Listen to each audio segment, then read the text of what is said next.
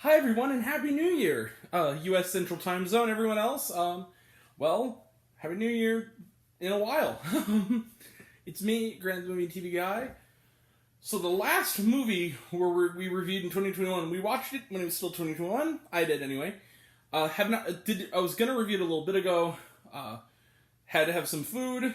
It was late. I hadn't eaten today because I'd been doing non-stop reviews. But now we got the last one. Our last film we saw in 2021. What is it? Movies and TVs, what you hear. We're talking about The Lost Daughter. The Lost Daughter is written and directed in her directing debut, Maggie Gyllenhaal.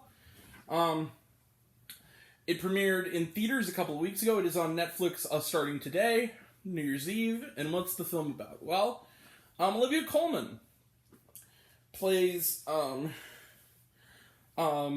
like a middle-aged woman. She's on vacation in Greece, who begins to be she's on the beach, and her vacation is weirdly disrupted by a group of rowdy fellow vacationers, one of which catches her eye immediately, a young mother by the name of Nina, played by Dakota Johnson, who has a little daughter, Alina. She begins to become kind of hooked on this young mother and daughter, especially when the young daughter runs off, and Olivia Colman finds her, and she forms sort of a weird friendship with Dakota Johnson. Flashbacks begin to show a younger version of Olivia Colman, played by Jessie Buckley, who is wrestling between timelines with her own failings as a mother of two young daughters, and they sort of collide into this weird sort of obsession. She's not a bad person, she's not mentally unstable necessarily, but she just kind of forms this... She does some very questionable things, including taking the doll...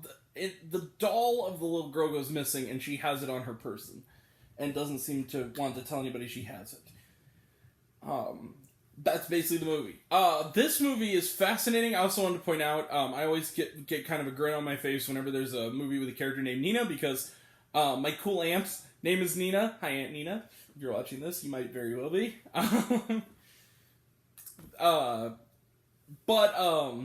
This whole movie is really, really fascinating and interesting.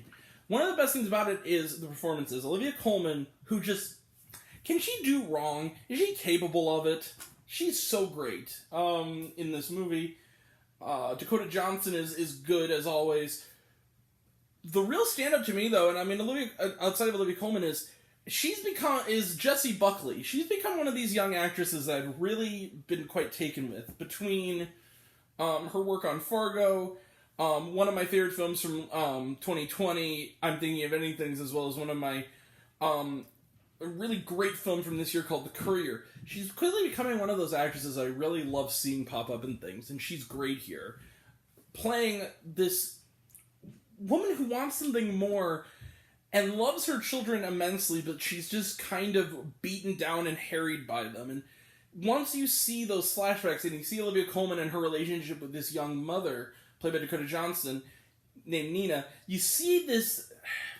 her wanting on some level to fix her own mistakes by bonding with this young lady. And you just kind of see this whole thing blow up in her face. Some great drop-ins from some other actors. It was really cool seeing Oliver Jackson Cohen from the Haunting series, as well as the Invisible Man, playing Nina's kind of possibly scuzzbag husband, who in his very limited drop-ins seems to be kind of basically him playing Peter again from Bly Manor. But all this stuff, like, the filmmaking from Miss Gyllenhaal is, for a first-time filmmaker, and she's always been a terrific actress, but as a first-time filmmaker, really impressed with her filmmaking. The shot compositions, the way that she transitions from scenes, the way she stages scenes for maximum tension, especially sound design, like seemingly normal scenes. There's one scene in this movie, can I be honest with you? Anyone who knows me knows we have a special segment for this, my Week in Annoying Moviegoers. I didn't see this movie in a theater, but there is a scene set in a movie theater in this movie, where I have not felt a more cathartic moment of a character standing up against someone being obnoxious all year. There is a scene where she's in the resort movie theater. She's sitting there, and all these people who were harassing her earlier, these annoying young men, come in and are shouting and knocking things over, and it's almost like as Miss Gyllenhaal makes us hear more what she hears, like it's elevated. And then she goes all the way out to talk to the supervisor who doesn't really care, like the usher. She goes in, and the second she walks in, they all are perfectly nice. And then the second she leaves, they go back to being rowdy again. I'm like, you mother... I was the same way. And then she stands up and she goes, this is unbelievable. And she's like, I gotta have your, the willies and shove them in. It was really... I was just like, yes. Yes, Olivia Colman. Yes. I'm with thee. I am Spartacus. I really dug The Lost Daughter. It is now on Netflix, and I'm gonna do it, guys. This is the third one today, but I'm gonna do it. Bang! 5 to 5 stars. The Lost Daughter. What a great year! Closing out 2021. What a great year this has been. Really in full. Like, you're gonna find out more tomorrow. We're gonna do the runners up, which is a big list, but it might even be a longer video than the best of lists that we did. The main best of lists, but. Damn, this year has been great. So long 2021. Thank you for all the great movies. And let's wrap up this last review of the year. So, trailer trash, none. Watched it on Netflix. Was there shawarma? There was the last scene carries over a little ways into the credits. That's it. Okay.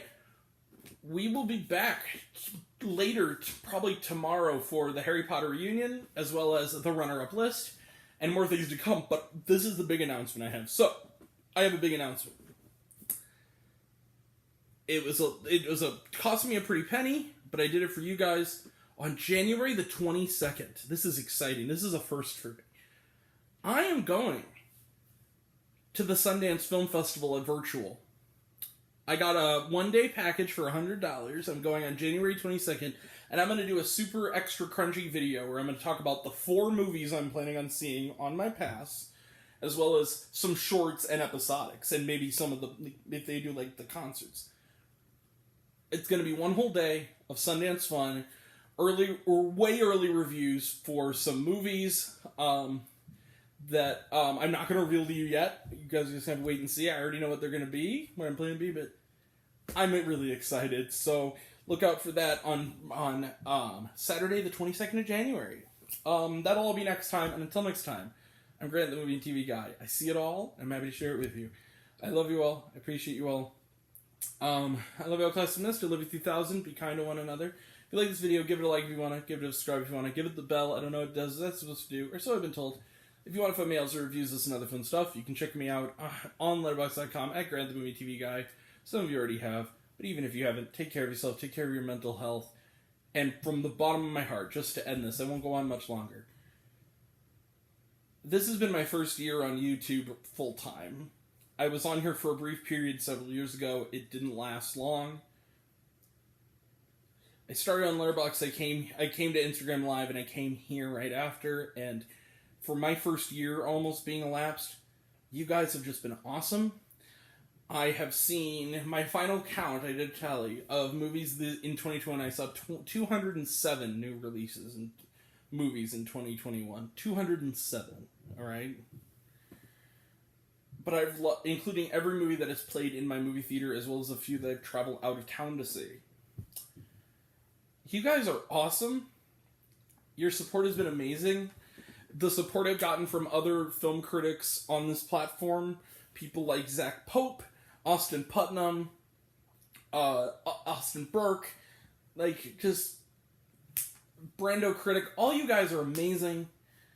I love you guys. You guys rule. Ben's Movie Channel too. Just, you guys kick ass, and I love you all. Thanks for making my first year so special. You take care of your mental health. Take care of your new year. Have a great new year. And I can't wait to talk more about movies with you and to see it all and share it with you in 2022. That being said, have a happy new year and thank you all. Take care.